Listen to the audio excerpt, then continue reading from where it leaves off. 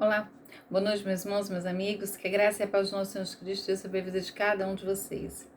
Meu nome é Marli Moura, eu sou missionária da Igreja Batista Novo Horizonte, Natal, RN, e estou aqui com você mais uma vez para meditar acerca da Palavra de Deus. Me responde uma coisa: o que vem à sua mente quando você ouve a palavra Marco? Marco é um nome próprio, né? Masculino. Com as suas variações, Marco, Marcos, não é? Mas a palavra Marco, ela significa várias coisas, né? Ela pode significar aí baliza, sinal, ou qualquer outra indicação que serve para delimitar, né, um terreno, demarcar um território. A palavra marco também é aquilo que simboliza um lugar ou um acontecimento importante, né? Esse aqui é o marco da cidade, né? Da fundação da cidade, alguma coisa assim. A palavra marco também ela vai significar aí um acontecimento importante de um período ou de um processo.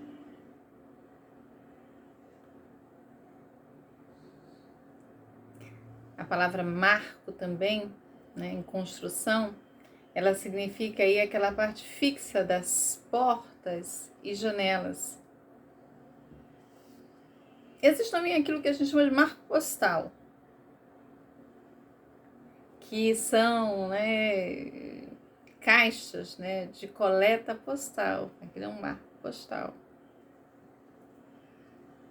Marco também pode significar aí, né, pode ser um marco quilométrico, né, que são uma sinalização em beira de estrada, na forma de pequenos postes, né, ou blocos de pedra ou concreto, que você está marcando aí aquela distância entre quilômetros, né, de um ponto até o outro, né?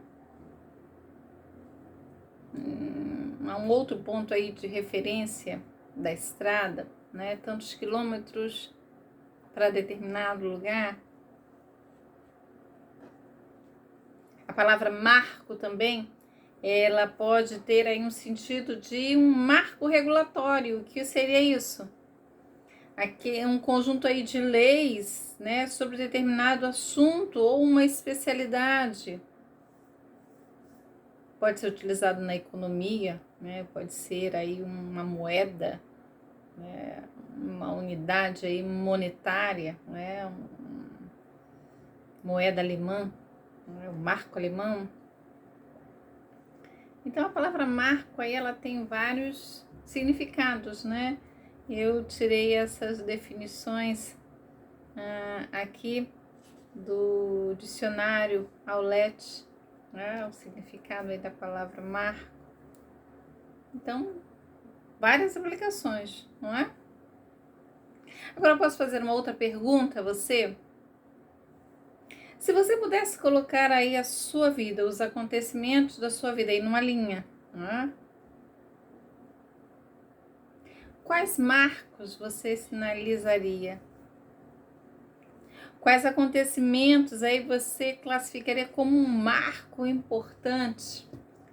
Eu estou aqui porque isso aconteceu exatamente nesse momento. Esse aqui foi um momento importante na minha vida. Já pensou nisso?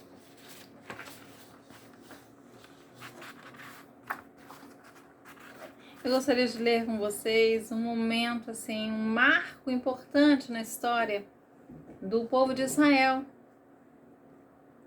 Um relato que está lá em 1 Samuel capítulo 7, né? Acompanha comigo aí a leitura desse texto que nos diz assim,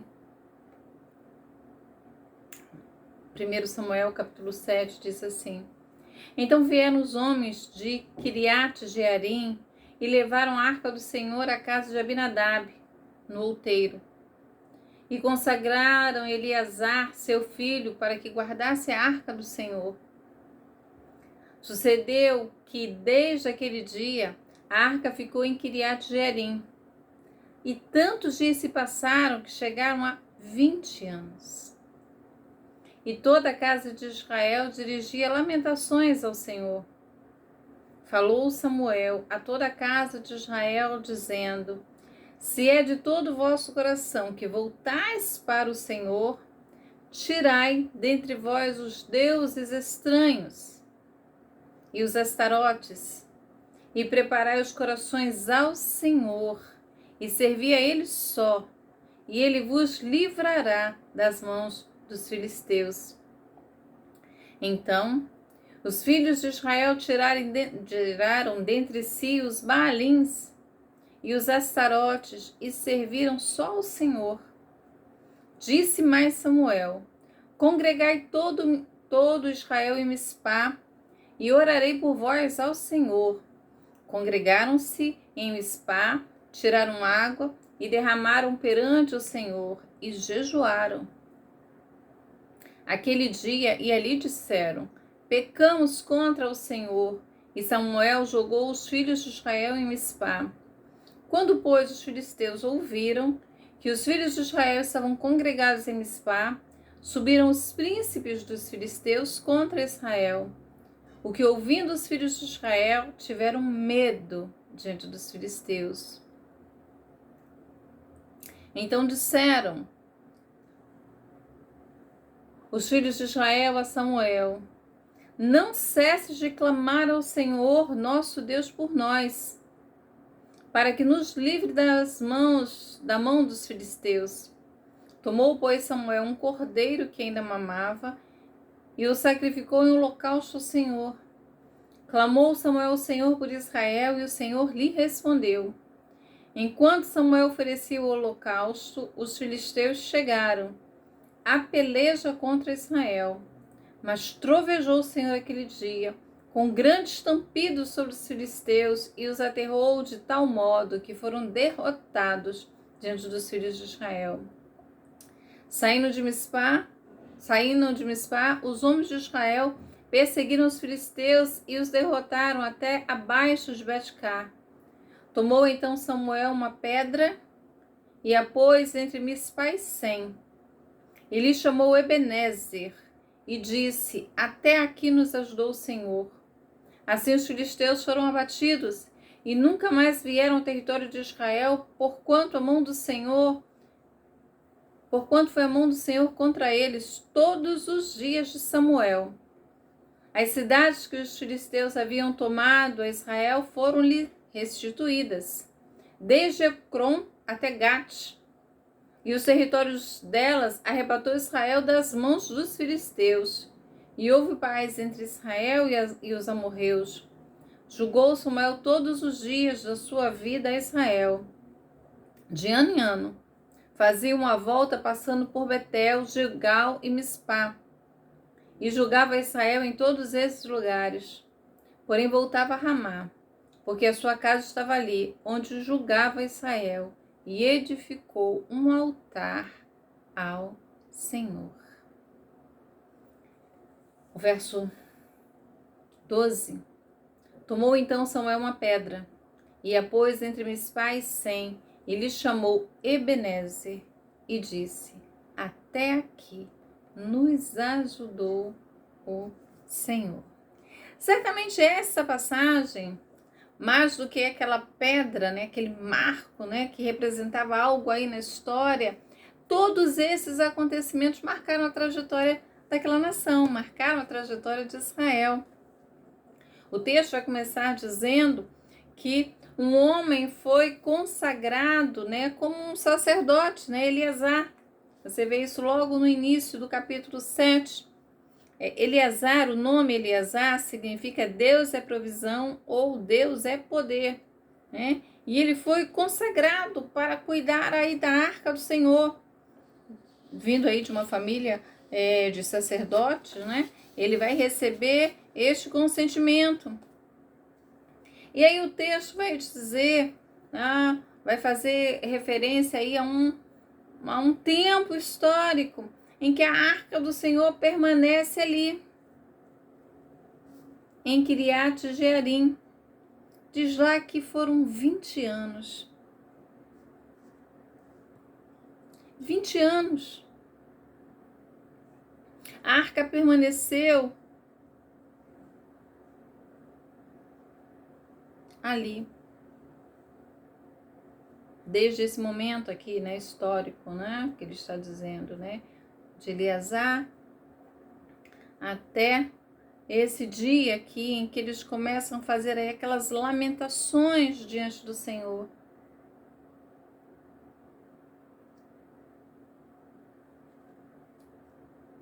Ela foi levada, né, para Kiriat Jearim, logo depois da batalha, né, de Afec, ó, e vai permanecer lá até que Davi traz de volta, né, essa arca para Jerusalém, né? Ela volta para Jerusalém somente aí no reinado de Davi. Então ela vai passar mais de 100 anos, né? Até que ela volta. Mas a gente tem aqui esse marco aí histórico em que depois de 20 anos, né, que ela estava lá, o povo começa aí a se lamentar. Lembrando aí do que aconteceu, né, de como eles perdem a batalha, de como a arca vai parar lá. E eles começam, diz o texto, a lançar lamentações diante do Senhor. Eles começam a dirigir lamentações ao Senhor. Samuel, então, dá àquele povo uma palavra muito segura. Ele se dirige lá à casa de Israel e diz: olha, vocês estão se convertendo ao Senhor de todo o coração?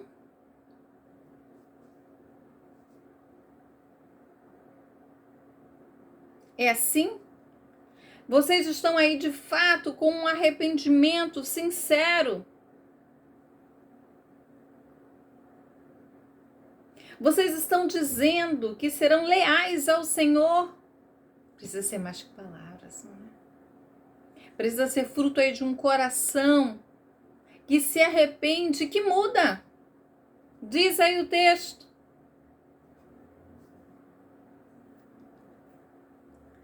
Se é assim, é necessário que haja aí uma mudança, uma faxina na vida de vocês. Vocês não podem continuar da mesma forma. Tirem dentre vocês os deuses estranhos, os astarotes. Preparai o coração ao Senhor e servi a Ele só, e Ele vos livrará das mãos dos filisteus. A gente tem aqui a expressão deuses estranhos, é um termo genérico para todos aqueles ídolos de Canaã. Astarotes era aí o plural do nome das deusas da fertilidade, da sexualidade, da guerra. É interessante que os rituais ligados a ela normalmente envolviam aí aquela prostituição sagrada. Os rituais, né, dos templos cananeus aconteciam assim em relação à fertilidade da terra. Vocês precisam tirar isso aí. Vocês não podem estar se assemelhando às nações que estão ao redor de vocês. O coração de vocês precisa estar íntegro e completamente voltado para o Senhor. Não era apenas para que eles se afastassem aí dos deuses falsos. Eles precisavam ter uma volta completa para o Deus vivo, para o Deus verdadeiro. Ele não era mais um Deus. Ele era o Deus vivo e verdadeiro. Então ele, e somente ele, deveria ser adorado pelo seu povo. Ele não estava aqui numa competição para ver quem era o melhor. Ele não estava aí preocupado com rivalidades. Não era isso. A nação precisava entender que ele, o Senhor, era o único Deus vivo e verdadeiro. Ele e somente Ele. Por isso, digno de ser adorado. Vocês precisam assumir um compromisso com o Senhor. Tirem aí esses baalins, né, que eram estruturas antigas.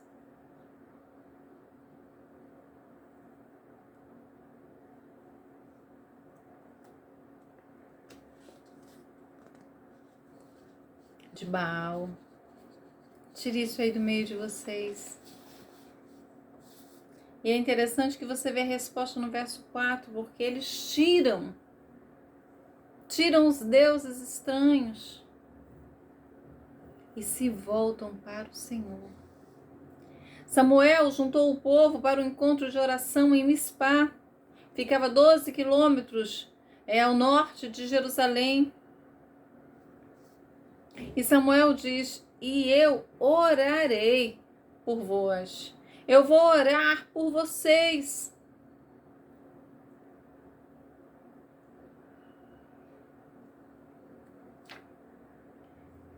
Deixa eu abrir só um parêntese e dizer isso para você. Quando eu olho assim este homem orando, eu lembro da mãe dele, que também orava.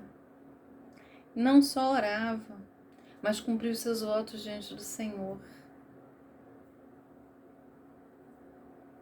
Ele demonstrava aí um compromisso sério com a oração, em que as causas, né, elas são levadas diante do trono de Deus. E aí deixa-me fazer só uma pergunta a você nessa noite. Para onde você tem levado, de fato, as suas questões?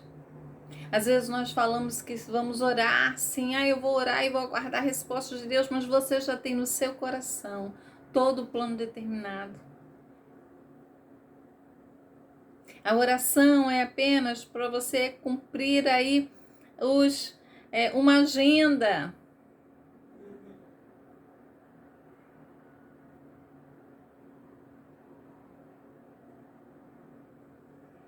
O verso 6 vai dizer que eles se reuniram e eles tiraram água e derramaram perante o Senhor e jejuaram. O derramamento de água era um símbolo de arrependimento. E Samuel, que tinha também a função ali de juiz, julgava, tomava as decisões, resolvia lá as disputas daquela nação.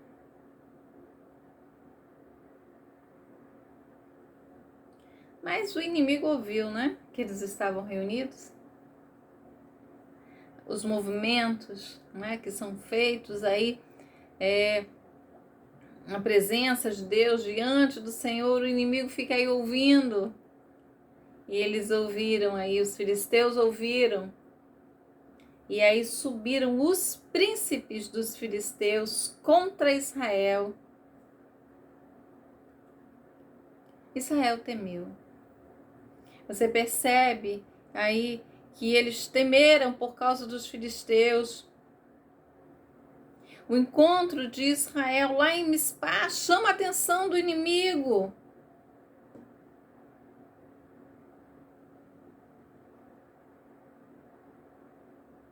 O que eles estão fazendo naquele lugar? Vamos subir para guerrear contra eles. Mas você percebe que eles vão dizer aí no verso 8, olha, não cesses de clamar ao Senhor. Nós não vamos entrar numa batalha.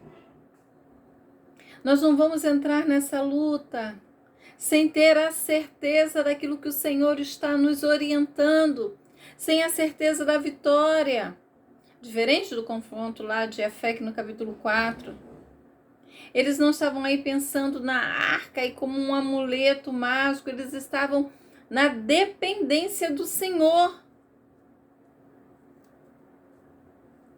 E eles mostram essa dependência por meio aí da oração. Você percebe aí que Samuel prepara um sacrifício.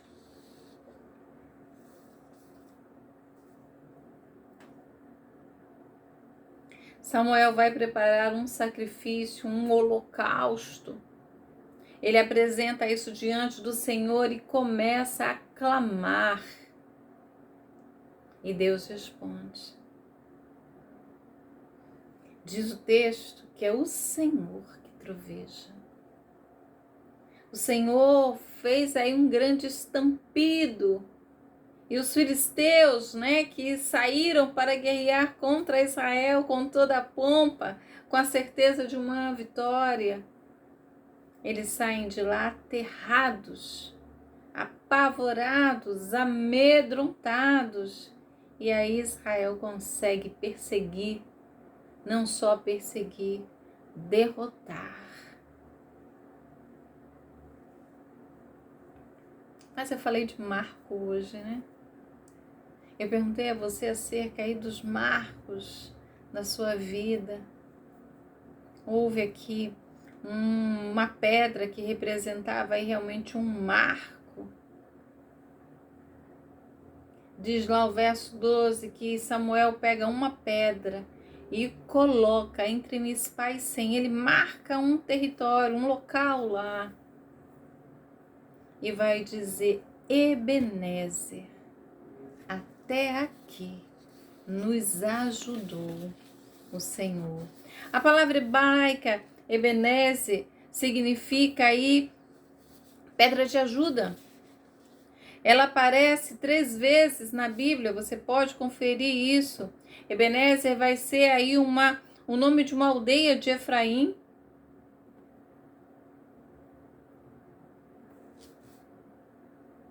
Você vai olhar lá em 1 Samuel, capítulo 4, verso 1, que diz: Vê a palavra de Samuel a todo Israel. Israel saiu a peleja contra os filisteus e se acampou junto a Ebenezer. E os filisteus se acamparam junto a Feca. A gente vai ver. Depois você vai encontrar isso no capítulo 5. Os filisteus tomaram a arca de Deus e levaram de Ebenezer a Asdod, né? Então aquele lugar ficou conhecido como Ebenezer, né? Você vai ver isso no capítulo 3, no capítulo 4, no capítulo 5 e aqui, né? No capítulo 7. Aquele local foi um marco, se tornou o nome da cidade, né? Daquele lugar. Então Ebenezer é nome dado a uma pedra como memorial que foi erigida por Samuel para marcar o local exato onde Deus ajudou Israel a derrotar os filisteus.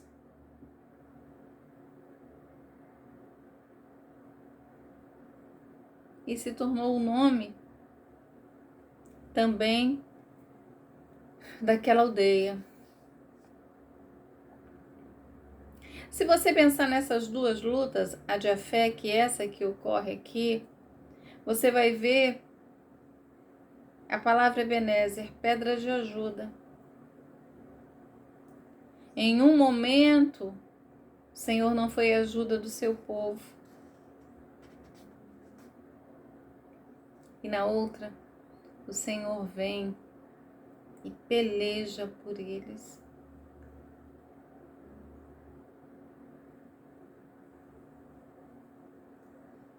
Por que o Senhor não foi pedra de ajuda? O poder dele mudou, a mão dele se encolheu, o Senhor não pôde ajudar.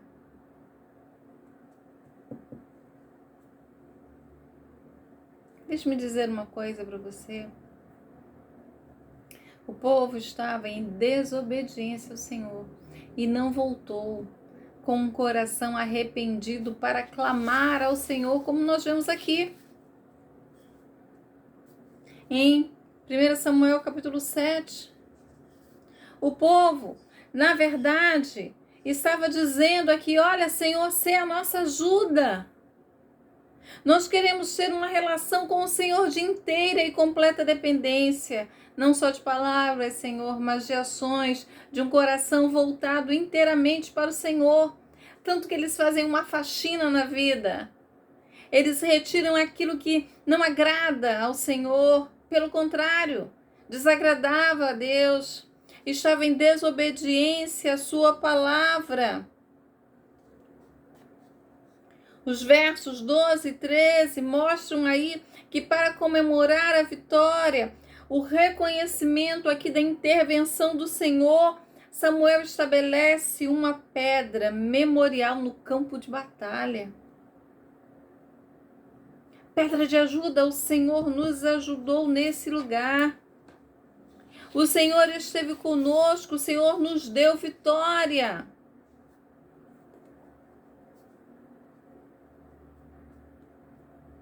A prática aí de comemorar vitórias de Deus com marcos de pedra, né? Em Josué capítulo 4 você também vai ver isso. Foi uma vitória, essa vitória aqui em Ebenezer, foi uma vitória tão decisiva que os filisteus, enquanto Samuel foi juiz, eles não voltaram a atacar Israel.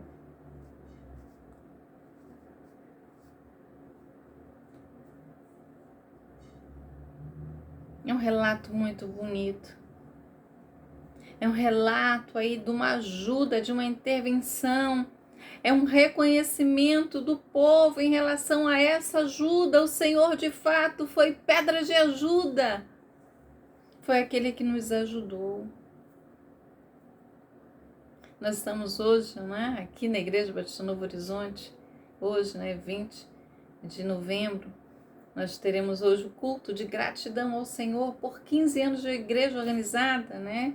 A data mesmo foi dia 17, né? Nós fizemos uma programação, uma noite aí de louvor. E hoje a gente vai prestar esse culto ao Senhor de gratidão, de reconhecimento, né? Estamos prestando esse culto de reconhecimento, dizendo aí que o Senhor nos ajudou. E se eu falo da igreja, eu falo também da sua vida, porque no decorrer da nossa vida, da nossa história, nós passamos por muitos momentos difíceis. Nós tivemos várias dificuldades, mas se nós olharmos para trás, nós vamos perceber o quanto o Senhor nos ajudou, o quanto Ele foi pedra de ajuda, o quanto Ele nos socorreu. É só olhar para trás que você vai ver isso. E aí, se você olhar hoje para a sua vida, talvez há coisas que necessitam de uma intervenção, de uma ajuda, coisas que ainda não foram resolvidas. Coisas que estão no processo e outras que o processo ainda nem começou. Mas que você está aguardando aí a resposta de Deus. Mas você pode olhar para a sua história e perceber que o Senhor ajudou. E pode dizer nesta noite, até aqui o Senhor nos ajudou. Até aqui o Senhor me ajudou. O povo de Deus nos tempos de Samuel estava distante. E aí vale também um alerta para as nossas vidas. De nós olharmos aí para a nossa trajetória para perceber se nós não estamos distantes do Senhor de alguma forma. O povo se arrependeu, o povo jejuou, o povo derramou água ali em sinal de arrependimento, o povo se voltou completamente para o Senhor.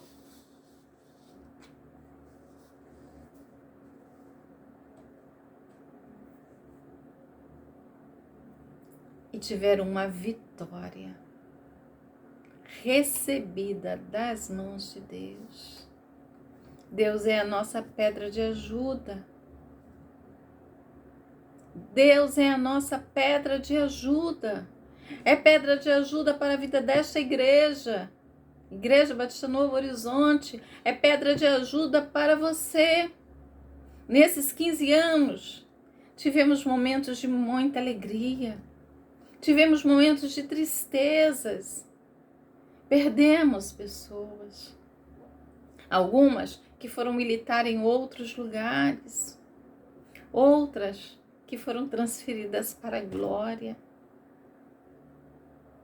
Mas nós que ficamos, precisamos viver diligentemente, gratos ao Senhor, reconhecendo a sua ajuda e continuando a sua obra, sabendo que até aqui o Senhor nos ajudou.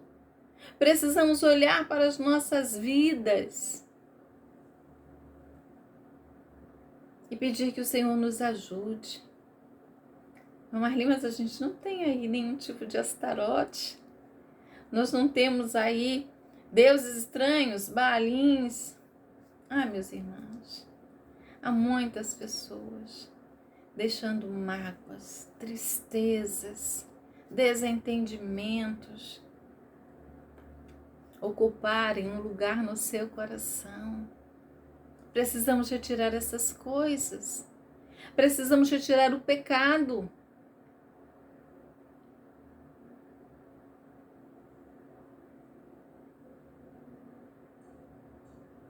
Precisamos, diante do Senhor, reconhecer quem Ele é e quem nós somos. Reconhecer que não podemos, mas dependemos dEle. Pedir que o Senhor nos ajude, mas não podemos ficar parados. Há um inimigo aí para ser vencido. Há uma obra para ser realizada. E o Senhor vai fazer isso com quem? Comigo e você.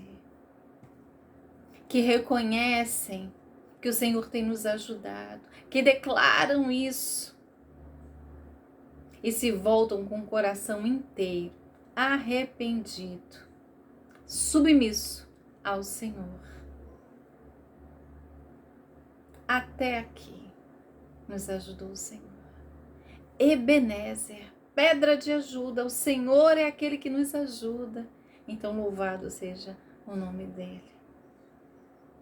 Que Deus nos abençoe, que a gente escreva aí uma outra, ou continue escrevendo essa história com mais 10, 15, 30, quantos anos o Senhor nos permitir, aqui ou para onde Ele nos levar. Mas que a gente continue olhando para a nossa vida, reconhecendo que o Senhor tem de fato nos ajudado. Um grande abraço, que Deus abençoe a sua vida e até a próxima.